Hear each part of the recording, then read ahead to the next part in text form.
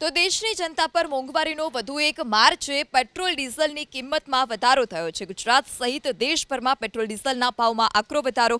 પેટ્રોલમાં પ્રતિ લીટર 2.99 રૂપિયા તો ડીઝલમાં પ્રતિ લીટરે 3.9 રૂપિયાનો વધારો થયો છે। અચાનક અમલી બનેલા આ ભાવ વધારાથી વાહન ચાલકોને આર્થિક ફટકો પડ્યો। પેટ્રોલ ડીઝલમાં ભાવ વધારાને લઈ નાગરિકોમાં રોષ છે। રાજ્યના 4 મહાનગરોમાં પેટ્રોલ અને ડીઝલની કિંમતની જો વાત કરવામાં આવે તો અમદાવાદમાં પ્રતિ લીટર પેટ્રોલના ભાવ 2.99 રૂપિયાના વધારા સાથે 97.43 રૂપિયા પર પહોંચ્યા છે। જ્યારે સુરતમાં પ્રતિ લીટર પેટ્રોલના ભાવ 97.5 રૂપિયા, વડોદરામાં પ્રતિ લીટર પેટ્રોલનો ભાવ 97.14 રૂપિયા, જ્યારે રાજકોટમાં પ્રતિ લીટર પેટ્રોલનો ભાવ 97.27 રૂપિયા પર પહોંચ્યા છે।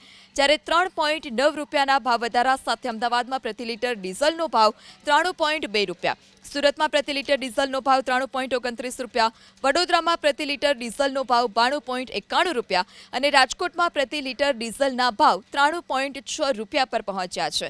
યુનાઇટેડ પેટ્રોલિયમ ડીલર એસોસિએશનના પ્રમુખ અરવિંદ ઠક્કરે પ્રતિક્રિયા આપી કે છેલ્લા ઘણા સમયથી યુદ્ધની સ્થિતિ ચાલી રહી છે। બેરલના ભાવ $70 વધીને $140 સુધી પહોંચી ગયા છે, જેથી પેટ્રોલ અને ડીઝલના ભાવમાં વધારો કરવો જરૂરી હતો। હાલની સ્થિતિએ પણ સરકારને પેટ્રોલમાં પ્રતિ લીટરે 37 રૂપિયા અને ડીઝલમાં પ્રતિ લીટરે 17 રૂપિયાનું નુકસાન થઈ રહ્યું છે। જો કે અરવિંદ ઠક્કરે એ જરૂરથી સ્પષ્ટ કર્યું કે પેટ્રોલ ડીઝલનો પૂરતા પ્રમાણમાં જથ્થો છે, કોઈએ ગભરાવાની જરૂર નથી।